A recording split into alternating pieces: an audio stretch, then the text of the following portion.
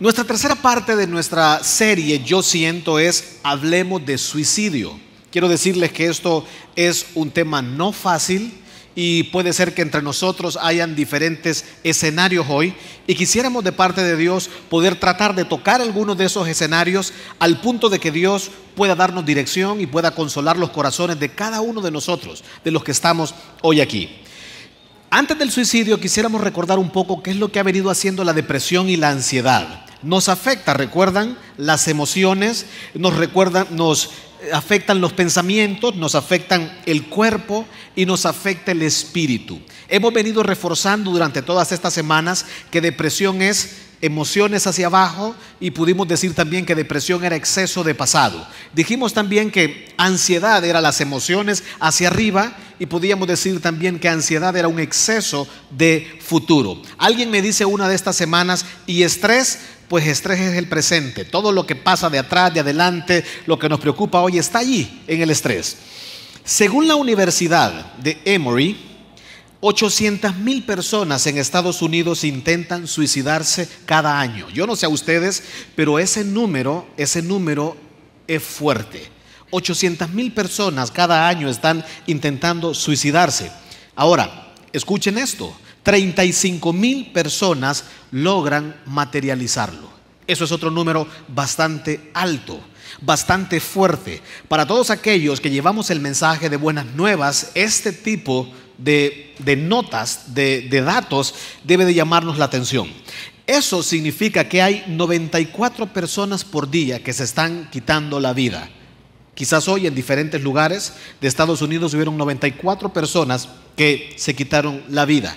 Eso implica una persona cada 13 segundos. Mientras tú te levantaste y saludaste a alguien, alguien se estaba quitando la vida. Eso es bastante fuerte. Es la tercera causa de muerte entre los 15 y 24 años. Este es un rango muy importante como para entender cuáles son las edades vulnerables. La segunda causa de muerte son de 25 a 34 años. Esto es un estudio de esta universidad específicamente en Estados Unidos. Es bien interesante que hay un lugar a nivel de Estados Unidos que ya se cataloga como un lugar apetecido por personas de diferentes lados del mundo para quitarse la vida, y se le llama el puente de San Francisco. Es un puente que quizás algunos de ustedes o familiares se han tomado algún tipo de foto allí como un recuerdo, pero quiero decirte algo: desde 1930, desde su construcción, han saltado más de 2,000 personas, se han suicidado en ese lugar. Es más, la ciudad, todo como estado, han tenido que invertir presupuesto y personal 24 horas circulando alrededor de este puente. Son personas capacitadas y entrenadas para poder descifrar signos emocionales de posibles personas que van a saltar. Y súper interesante que cuando estas personas que están entrenadas conversan con este posible persona que va a atentar con su vida, las estadísticas dicen que muchas personas han logrado salir de allí. Pero a pesar de todo este esfuerzo, al año hay 30 personas saltando por año. Hay 30 personas quitándose la vida. Tú dices, bueno, pero es Estados Unidos. Uno de nuestros pastores nos pasó un dato acerca de un video acerca del puente de Saprissa. Eso es en Costa Rica. El puente de Saprissa lo que hacen es colocar muchos rótulos, y hay personas que los quitan. Ellos están constantemente poniendo estos rótulos, estos mensajes para animar. Mensajes como: detente, tienes una misión.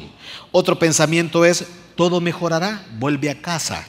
Otro mensaje es: tu familia te está esperando, puedes platicar con ellos. Hoy es difícil, mañana será mejor. Hay cualquier cantidad de pensamientos animantes, refrescantes allí en ese puente. Y una de las preguntas es: hay personas hoy que están buscando un puente. Hay personas hoy que están buscando una manera de cómo acabar con su vida. Y tú dices, bueno, pero Estados Unidos, Centroamérica, Costa Rica, pero en Honduras, es más, si tú has visto las noticias últimamente, es un tema muy de moda, es un tema muy actual, es un tema muy sensible en el tejido gubernamental, social, a nivel de comunicación. Según la Policía Nacional de Honduras, Entre el 2018 y el 2019, el nivel de suicidio se incrementó increíblemente. O sea, las gráficas de suicidio en Honduras ha subido increíblemente. Esto ha alarmado, allá se imaginan, a todo el aparato gubernamental cómo lo podemos combatir.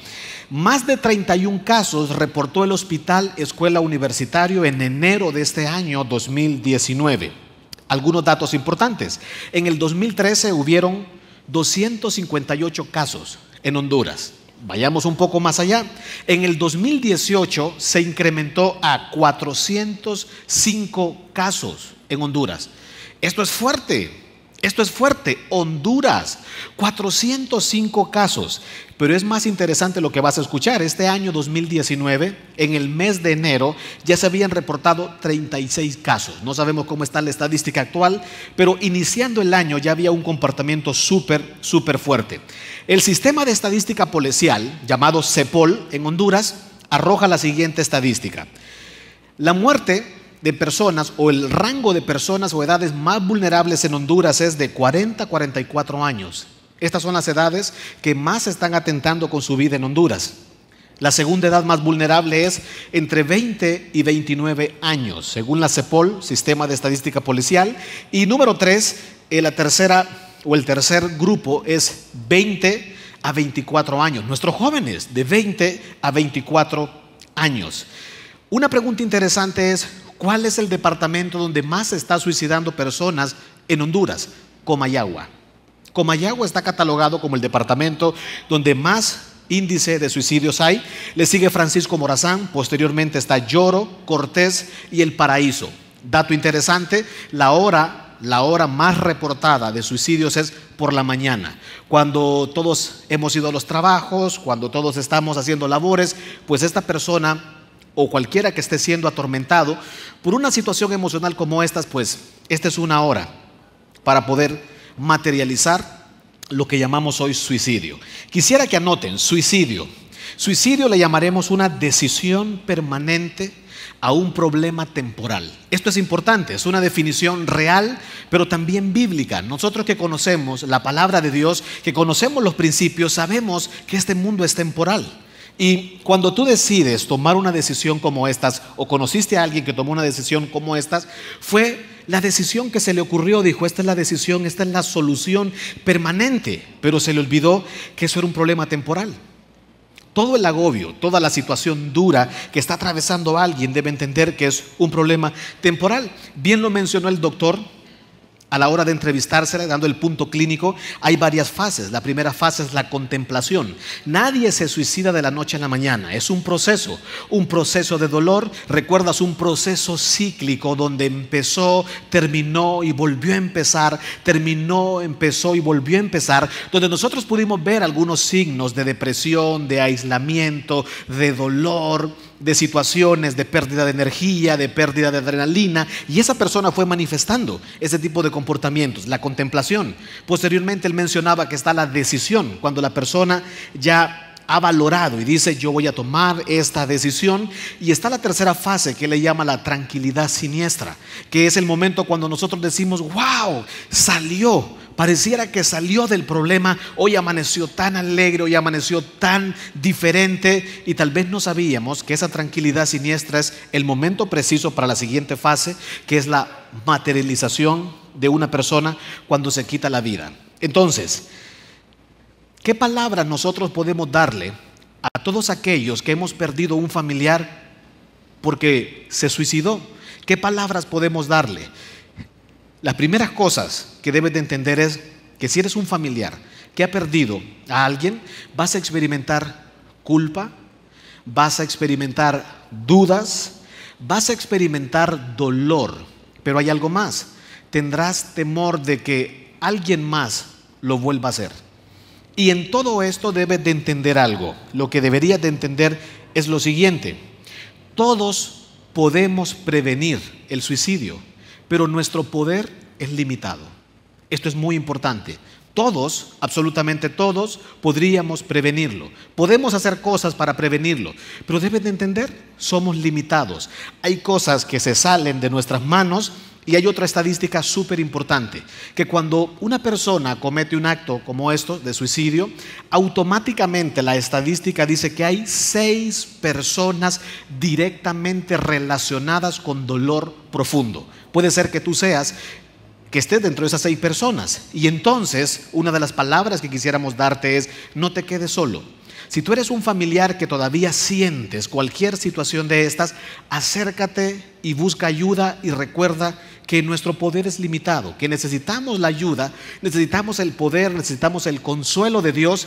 Quizás hoy necesitas entrar a una fase que se llama la consolación. Quizás no ha tenido tiempo para poder ser consolado por Dios y ser consolados por otra persona. Eso se le llama la teología de la consolación. Es un deber cristiano, es un deber que Dios se ofrece a hacerlo, y Dios nos manda a todos que lo podamos hacer. ¿Qué palabras le podemos dar a la persona que está lidiando hoy con suicidio? ¿Qué pasaría si tú estás entre nosotros hoy y dices: bueno, yo siento que nunca he pensado realmente en quitarme la vida? Esto es un proceso, no podemos descartar que más adelante tú atravieses por eso. Pero ¿qué pasaría si hoy tú estás lidiando con eso, o en el pasado lidiaste con eso, y más adelante Satanás volverá como león rugiente? Ha estado dando vueltas y volverá y atacará y golpeará tus emociones para que tú te sientas tentado a tomar una decisión como estas. ¿Qué palabras podemos darles? Yo quisiera dejarles una tarea. Hay un pasaje en el libro de Lucas, capítulo 4. Todo ese pasaje del capítulo 4 sería bueno que ustedes lo lean en su casa detenidamente una y otra vez. Esto les ayudará a entender que cuando nosotros estamos siendo golpeados emocionalmente por situaciones como estas y pensamientos suicidas, entendemos que la primera solución está en Jesús. No hay otra solución. La primera solución está en Jesús. Jesús es la solución. ¿Y cómo se vuelve Jesús la solución? A través de una relación íntima con Él. Si tú no entras en esa relación íntima con Él, no abrazas a Jesús y entiendes lo que Jesús quiere hacer, no podrás salir adelante. Y una de las frases de ese capítulo es: Jesús ha tomado la Biblia, Jesús ha tomado los rollos y está compartiendo con un grupo de personas en Lucas capítulo 4. Y dice que uno de los segmentos que está leyendo es una profecía mesiánica en Isaías. Él está leyendo acerca de Él mismo. Eso es increíble. Jesús está hablando cosas acerca de Él mismo. Y una de las cosas que dice Jesús acerca de Él mismo es que los oprimidos serán puestos en libertad. Esto es maravilloso. Esto es una gran noticia. Si tú eres una persona oprimida, si tú eres una persona maltratada, si tú eres una persona hoy que sufre, la noticia es no que la iglesia, escucha esto, Jesús mismo te dice, Jesús mismo está hablando de su propia profecía y dice que una de sus misiones es ponerte en libertad. Una de las misiones es sacarte de la prisión emocional y que tú puedas decir: me siento libre, realmente Jesús me ha sanado. Entonces quisiera darte 3 verdades acerca de esto que Jesús dice en Lucas capítulo 4. Jesús viene y dice cosas refrescantes. Jesús menciona cosas esperanzadoras en esta porción. Y lo primero que quisiéramos decirte es lo siguiente: tú no eres la suma de tus logros y tú no eres la suma de tus fracasos. Esto es importante. Nosotros somos expertos para llevar registros buenos y registros malos. Nuestra mente es como un disco duro. Por eso dice la Biblia: renovan. Hay que renovar la mente. Renuévense, renueven la mente, renueven la mente. La mente hay que estarla renovando. Entonces, ¿por qué no eres la suma de tus logros y tus fracasos? Porque está asociado con el ego, el egocentrismo, nuestro orgullo, muy arriba o muy abajo. Y ambos están diseñados para destruirnos. El orgullo para destruirnos. Entonces tú tienes que pensar: ¿qué cosas de mi niñez están conectadas con mi dolor?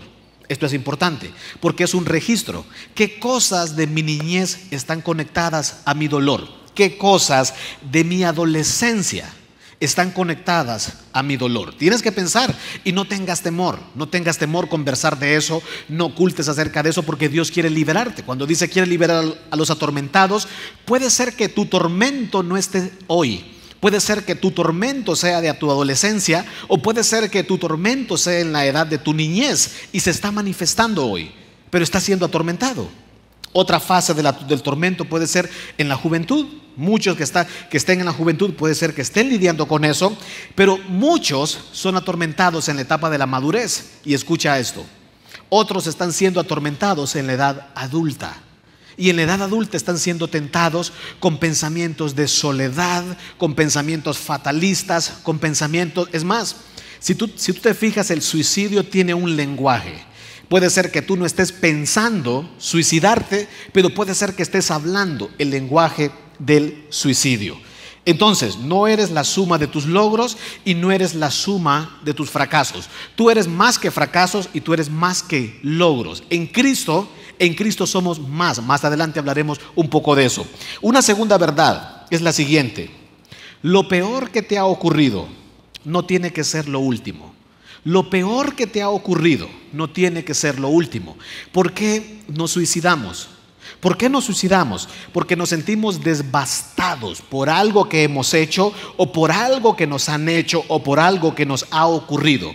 Entonces estamos hablando de darle palabras al que está siendo golpeado emocionalmente. Y quisiera darte algunas palabras que son teología. La teología te ayudará a entender el poder y la dinámica de Cristo operando en la tierra. Por eso es importante la teología. Si tú te puedes matricular en nuestros diplomados de teología, hazlo, porque la teología nos ayuda a crecer. El conocimiento de Dios, el conocimiento tan amplio de Dios nos dará madurez, afirmará nuestra fe, nuestra confianza en el Señor, nos ayudará a estar firmes. Entonces, ¿qué es lo que quiero compartir contigo en este segundo punto? De que lo peor que te ha ocurrido no tiene que ser lo último. ¿Sabes por qué? Tienes que conocer y entender el ministerio de Jesús. El ministerio de Jesús. Si tanto hablamos de Jesús, una de las preguntas es: ¿qué vino a hacer Jesús? ¿Por qué Jesús? Bueno, Jesús murió por mí, pero ¿qué significa venir a morir por mí? ¿Cuál es el ministerio de Jesús? Quiero darte algunas verdades del ministerio de Jesús. En primer lugar, el ministerio de Jesús fue para traer salvación. Entonces grábate eso: Jesús vino para darme salvación. Esto es muy importante. Es lo que Jesús vino a hacer. En segundo lugar, Jesús vino para bautizarnos a través de su Espíritu Santo. El Espíritu Santo viene a morar a nosotros y nos hace propiedad de Él y nos consuela, y podemos ser llenos del Espíritu Santo, y a través de la llenura del Espíritu Santo y andar en el Espíritu podemos ver y lograr cosas increíbles, sobrenaturales, más allá del mundo humano. Tercero, el ministerio de Jesús fue para traer sanidad. Grábate eso. Nosotros creemos en la sanidad. Creemos que Jesús vino a esta tierra para sanarnos. Vino para sanarnos. Jesús quiere que podamos creer en Él, que podamos depositar nuestra confianza en Él. Se cataloga como el suicidio uno de los actos de mayor ofensa, el clímax de la incredulidad. Pero entendemos que no es fácil estar allí. En cuarto lugar, Jesús vino para algo que se llama liberación. La liberación de cada uno de nosotros, de donde nos encontramos, de donde hemos caído, de donde Satanás nos ha llevado, podemos ser libres. Y una quinta manera de ver el ministerio de Jesús para nosotros es que Jesús vino, según Lucas capítulo 4, es para traer sanidad emocional. Grábate eso. Jesús vino a esta tierra para sanarme emocionalmente. Jesús puede controlar mi mente. Jesús puede tomar el control de mi mente y hacer una mente como la de Cristo. Podemos lograrlo, podemos hacerlo. Ahora, esto de sanidad emocional, miremoslo de dos puntos. En primer lugar, Jesús dijo que venía a sanar a los quebrantados de corazón. Grábate eso: sanar a los quebrantados de corazón. ¿Dónde estás tú? Tú eres un quebrantado de corazón. Y en segundo lugar, Jesús vino para poner en libertad a los quebrantados. Sanar a los quebrantados de corazón y poner en libertad a los quebrantados. Entonces, quebrantado significa rescatar al maltratado. Rescatar al maltratado. Jesús vino a rescatar al maltratado. Qué amor el de Jesús. Qué amor el de Jesús de poder discernir y ver el maltratado. Y Jesús quiere que nosotros hagamos eso, que podamos imitarlo a Él, ayudando a rescatar al maltratado. Y le llamaremos entonces: el quebrantado tiene una característica, y la característica es corazón roto. ¿Por qué alguien se suicida? Porque tiene el corazón roto. Ese término griego es cardia, de ataque cardíaco, de cardíaco. Entonces, un corazón roto. En otras palabras, puede ser que esta taza, imagínate, esta taza tiene una S, representa tu nombre, ponle tu nombre ahí, Julio, Marcos, María, Juan. Y un corazón quebrantado es, tú no sabes en qué momento fue, hasta que alguien. ¿Cómo funciona el corazón roto? ¿Cómo funciona? Es romper en pedazos. Alguien tuvo que hacer algo y romperte el corazón. Pregunta, ¿quién te rompió el corazón? Piensa. Puede ser que alguien esta semana te haya roto el corazón. Puede ser. Puede ser que este mes alguien te rompió el corazón. Hace un año alguien te rompió el corazón. Y tú debes de discernir, ¿quién me rompió el corazón? Bueno, hasta canciones hay. Cuando hablamos de rompió el corazón, no solo se trata del término amoroso, relacional. Estamos hablando de interacción social. ¿Quién me rompió el corazón? Entonces, cuando alguien llega a un suicidio es porque no pudo reconstruir ese corazón. Y solo Jesús puede recoger esos pedazos. Capacidad. Solo Jesús puede recoger esos pedazos y hacer una cirugía, ponerle oro y que ese corazón roto tenga mucho más valor hoy. Jesús lo puede hacer. Hayas confiado en Cristo o no hayas confiado en Cristo, puedes entrar a esa etapa de que Jesús sane tu corazón. Entonces, hay algo bien interesante de la persona que se suicida. Cuando a alguien le rompen el corazón, escucha esto, la persona registra y procesa un verdugo. Hay un verdugo que hace daño, que va a hacer daño y estará maltratando y haciendo mella tu mente. Y ese verdugo se llama rechazo. El que está atormentado emocionalmente lo que interpreta es rechazo. Fui rechazado. Entonces, ese verdugo llamado rechazo lo que hace es tener una fortaleza. Se convierte en una fortaleza, se convierte en una esclavitud. Y ese rechazo se manifiesta de diferentes maneras. Anota, el rechazo en primer lugar se manifiesta a través de la ira. Hay personas que están enojadas, hay personas que están muy molestas, ya sea que lo expresan o ya sea que se tragan esa ira. Una persona cuando se suicida tiene alta dosis de ira, guardadas, no expresadas o en su momento alguna vez expresadas, la ira. Cuando alguien nos rompió el corazón, interpretamos ese verdugo, se llama rechazo, y una segunda manera de manifestarlo es la inseguridad.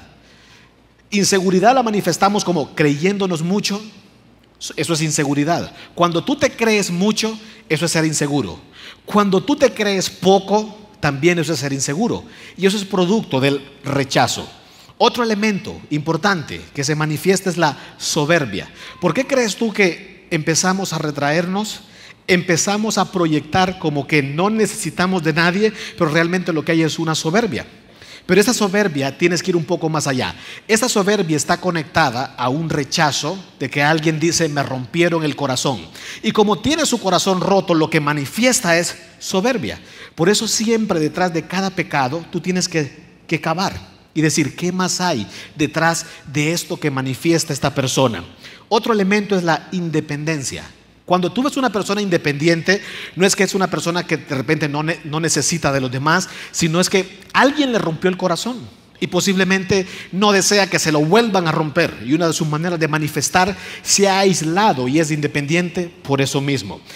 Otra característica es ofendible. Una persona muy susceptible, una persona súper susceptible, lo que debe de interpretar es una persona que tiene su corazón hecho pedazos, un corazón roto. Por eso es que se manifiesta como una persona ofendible. Otra característica es soledad, miedo o timidez excesiva. Cuando tú ves una persona con un miedo o timidez excesiva, tú debes decir, wow, aquí hay un problema, aquí hay un problema, aquí hay un corazón roto. Alguien le dañó el corazón. Y otra característica más es la manipulación y control. Querer manipular es tener el control. Una persona manipuladora es una persona sufriendo. Una persona que manipula puede ser hasta fastidiosa, puede ser tóxica, pero esta persona que manipula y quiere tener el control es una persona que está sufriendo mucho. Y cuando esta persona piensa que nadie le entiende, cuando esa persona siente que nadie lo quiere, que nadie está con él por el valor que es, sino porque él tiene que optar por recursos de manipulación, se frustra. Entonces, eso es corazones rotos. Pero Jesús dijo también que Él quería libertar a los quebrantados. Libertar a los quebrantados significa, primera figura es un corazón roto. Entonces debes de pensar, ¿será que esta persona tiene roto el corazón? Otra de las figuras son moretones. Tú sabes, los doctores pueden saber esto, cuando hay un moretón, lo que significa es que los vasos capilares, que hay sangre dentro, hay sangre. Eso es, muchos de nosotros estamos con moretones. La pregunta es, ¿quién te provocó esos moretones? ¿Cómo fue? ¿Cómo fue que tú tuviste esos moretones? Entonces, palabras para el que está siendo atormentado, palabras para el que está siendo golpeado emocionalmente. Hay dos cosas que quisiéramos dejar súper claras hoy, y esto es importante. Es más, si pudiéramos ir a casa hoy, quisiera hacer énfasis en estas dos cosas, porque estas dos cosas te ayudarán a saber tener control sobre tu mente. Entonces, ¿cuáles son las dos cosas? Di en tu mente conmigo: Jesús consuela. Di en tu mente: Jesús consuela. Esto es muy importante. Pero en segundo lugar, Satanás atormenta. Satanás atormenta. Entonces, cuando hay pensamientos que te provocan tormento, inmediatamente tienes que identificarlos, inmediatamente tienes que buscar ayuda. Es por eso que la Biblia dice en 2 de Corintios, si quieres anotar, 2 de Corintios nos dice la Biblia que Satanás se viste como ángel de luz. Así dice la Biblia. 2 de Corintios 11:14, Satanás se viste como ángel de luz. Y Satanás entonces te va a hacer creer que una buena opción es la ira, que una buena opción es la inseguridad, que una buena opción es la independencia, la soberbia, ponerte ofendido, que una buena opción es la manipulación, y todo ese tipo de derivados es una buena opción. Pero tú debes de entender, ¿este pensamiento me atormenta o este pensamiento me consuela? Eso es importante, que tú como persona puedas identificarlo. ¿Me atormenta o este pensamiento me consuela? Y en tercer lugar, para concluir, una tercera verdad de ese capítulo 4, donde Jesús está hablando de su ministerio, es: somos mucho más de lo peor que hemos hecho. ¿No crees tú que esto es esperanzador?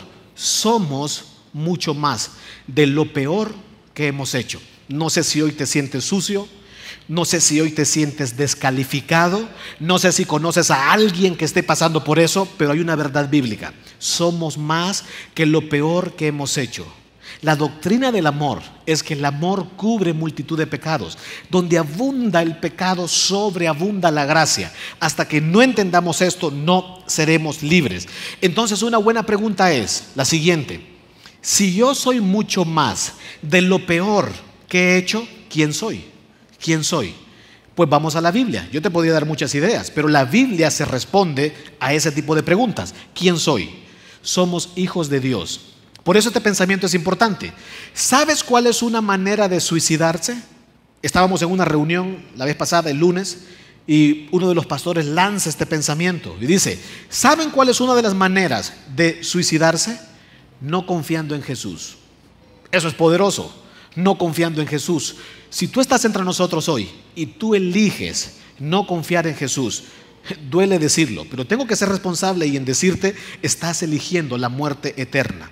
Entonces, ¿quién sí soy? Dice la Biblia, ¿quién sí soy? La Biblia dice que podemos ser hijos de Él. Número 2, la Biblia dice que en Cristo somos perdonados. Número 3, la Biblia dice que en Cristo somos amados. Número 4, la Biblia dice que somos reconciliados en Cristo. Número 5, la Biblia dice que somos elegidos. Número 6, la Biblia dice que somos libres. Número 7, la Biblia dice que en Cristo somos más que vencedores. Número 8, la Biblia dice que somos justificados. Número 9, la Biblia dice que somos redimidos en Cristo. Número 10, la Biblia dice que somos nueva criatura. Número 11, la Biblia dice que somos renovados. Número 12, 13, regenerados, adoptados. Y la Biblia dice que todo lo podemos en Cristo. Yo cuando escucho esto, yo me emociono. Dale un aplauso a Jesús. Yo me emociono porque yo digo: esto es Jesús. Este es Jesús. ¿Y sabes por qué?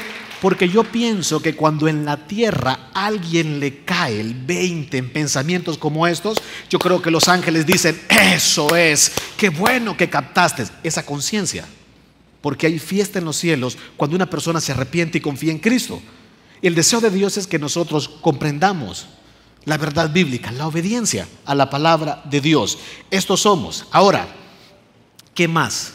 ¿Cuál es el mandato de Dios, hermanos? Para todos. Está el que está sufriendo hoy.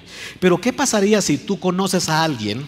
¿Qué pasaría si tú estás cerca de alguien hoy en tu grupo de crecimiento, en tu empresa, en tu trabajo, en tu vecindario? ¿Qué pasa si tú conoces a alguien? ¿Cuáles son las palabras que Dios nos da a todos hoy? ¿Cuáles son las palabras? El pensamiento es: todos erradiquemos el aislamiento social. ¿Entiendes eso? Erradiquemos, quitemos por completo, al menos en nuestra cultura y en nuestro ámbito, erradiquemos el aislamiento social. ¿Cómo lo hacemos? Estimulando comunidades de esperanza. Estimulando comunidades de esperanza. Es bien interesante que hace poco un reportaje donde la Policía Nacional hace un despliegue de todas estas estadísticas. Al final ellos dicen lo siguiente: en Honduras hoy, si tú estás sufriendo, marca 150. Esto es real. Si tú estás sufriendo hoy en Honduras, marca el 150. Y al marcar el 150, te atenderán personas para darte esperanza. Se llama la línea de esperanza. Y yo me puse a pensar: la línea de esperanza marca 150. ¿Y qué pasaría si antes de marcar la línea 150, yo sé que en mi iglesia, que en mi grupo, que en mi vecindario tengo a alguien en carne y hueso, que lo puedo ver a los ojos y puedo decirle lo que siento? Entonces mira lo que dice Colosenses. El libro de Colosenses, capítulo 3. Dios nos exhorta a lo siguiente: dado que Dios los eligió para que sean su pueblo santo y amado por Él, ustedes tienen que vestirse de tierna compasión, de bondad, de humildad, gentileza y paciencia.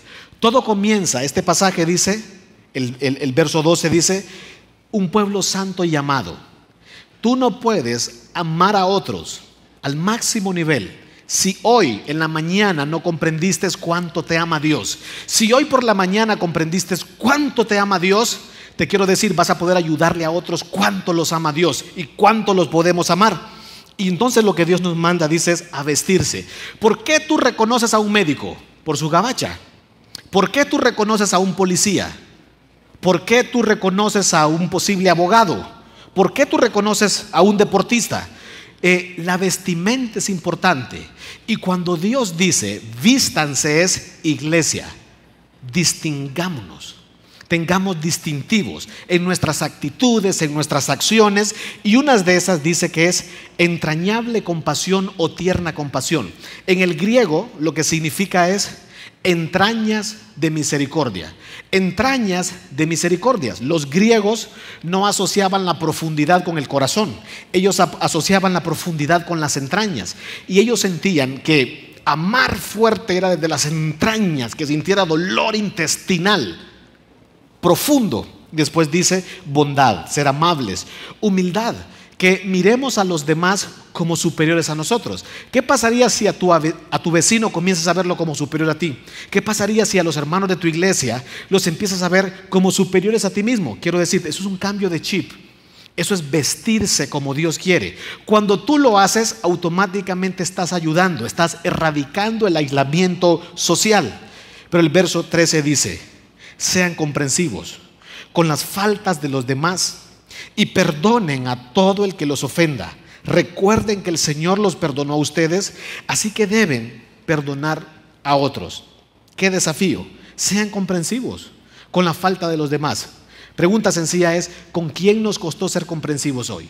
¿Con quién nos costó ser comprensivos? Puede ser que estuviste frente a alguien que estaba lidiando con el suicidio y no te diste cuenta. Verso 14: sobre todo, pónganse la gabacha, pónganse la corbata, pónganse la camisa, vístanse de amor, lo cual nos une a todos en perfecta armonía. Qué lindo sería que podamos aspirar a tener esa comunidad en nuestras familias, una linda armonía. Cómo se aman. Ellos saben cuáles son sus batallas, ellos saben qué están celebrando, ellos saben lo que están lidiando. Eso es armonía. Todos a un mismo son, conectados unos a otros. Verso 15. Y que la paz, escucha esto, que viene de Cristo, gobierne en sus corazones. Pues como miembros de un mismo cuerpo, ustedes son llamados ¿a qué? A vivir en paz. Y sean siempre, esto es importante, ¿cómo se combate el suicidio? Sean siempre agradecidos. Sean siempre agradecidos. Verso 16. Que el mensaje de Cristo, con toda su riqueza, llene sus vidas. Enséñense y aconséjense unos a otros. ¿Unos qué? Unos a otros, aconséjense con toda sabiduría que Él les da. Y después dice, canten salmos, canten himnos y canten canciones espirituales a Dios desde un corazón agradecido. Mira qué interesante. No es que dice que te pongas a leer un himnario. Lo que dice es que el agradecimiento naturalmente arroja alabanzas, que el agradecimiento naturalmente arroja un lenguaje edificante, nutritivo, curativo en la vida de otros. Y después dice el verso 17, y todo lo que hagan, háganlo como representantes del Señor y den gracias a Dios Padre por medio de Él. Una conclusión para esta tarde: den gracias al Padre. Esto es un desafío. Sea que hayas perdido a alguien, sea que estés enfrentando una situación, o sea que conozcas a alguien, el agradecimiento pone en orden el corazón. Quiero pedirte que te pongas de pie.